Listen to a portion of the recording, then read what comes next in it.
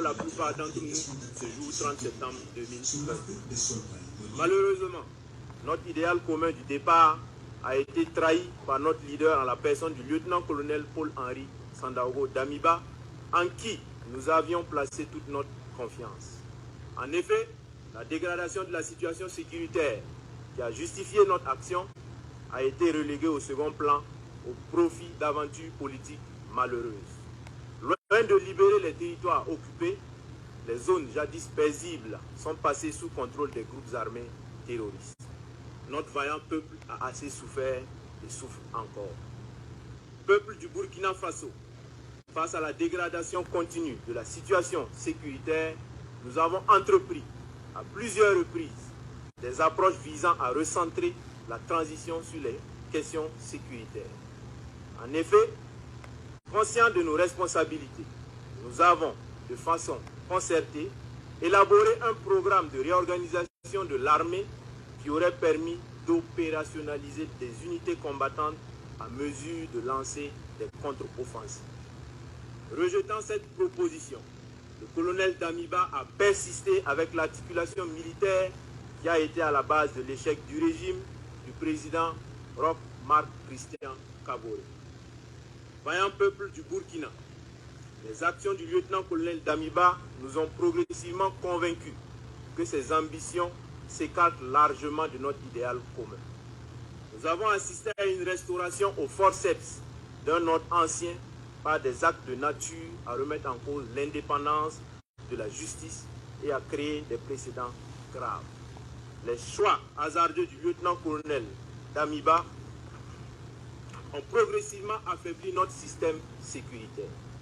Les lourdeurs administratives qui caractérisaient le régime déchu se sont aggravées sous la transition, compromettant ainsi des opérations à caractère stratégique. Au regard de toutes ces dérives, nous avons décidé ce jour 30 septembre 2022 de déchoir le lieutenant-colonel Damiba du pouvoir d'État afin de poursuivre notre idéal commun avec l'ensemble du peuple burkinabé, à savoir la restauration de la sécurité et de l'intégrité de notre territoire. Chers concitoyennes et concitoyens, conscients de notre responsabilité historique, le MPSR engage par la présente l'ensemble des forces combattantes à se recentrer sur la question sécuritaire et au rétablissement de l'intégrité de notre territoire. La prise du pouvoir en ce moment traduit la ferme volonté du MPSR à une inclusion de toutes les couches sociales du Faso, sans distinction aucune dans la suite de la transition et dans notre lutte commune. Le MPSR rassure la communauté internationale que le Burkina Faso continuera de respecter ses engagements internationaux, notamment les droits humains. Nous invitons les vaillantes populations du Burkina Faso à vaquer à leurs occupations dans la tranquillité. Vive le Burkina Faso, la patrie ou la mort, nous vaincrons. Fait à Ouagadougou, le 30 septembre 2022, pour le MPSR, capitaine Traoré Ibrahim. Communiqué numéro 03. Peuple du Burkina Faso, concitoyens, peuple combattant. Le MPSR porte à la connaissance de l'opinion nationale et internationale ce qui suit. 1. La Constitution est suspendue. 2. La charte de la transition est dissoute. 3. Le gouvernement est dissous. 4. L'Assemblée législative de transition est dissoute.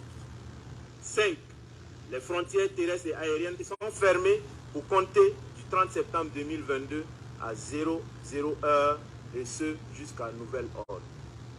6. Un couvre-feu est instauré de 21h à 05h. 7. Toute activité politique est suspendue. 8. Toute activité des organisations de la société civile est suspendue. 9.